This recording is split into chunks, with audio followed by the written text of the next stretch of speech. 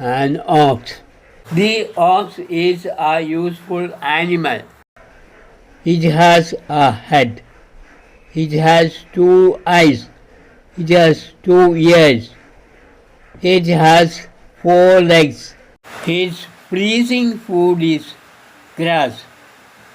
It is used for plowing field. People sell it for good amount.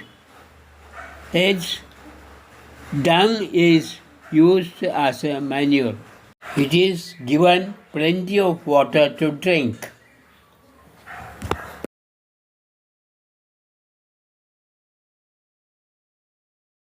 കാള. കാള ഉപയോഗമുള്ള ഒരു മൃഗമാണ്. ഇതിന് ഒരു തലയുണ്ട്. ഇതിന് 2 കണ്ണുകളുണ്ട്.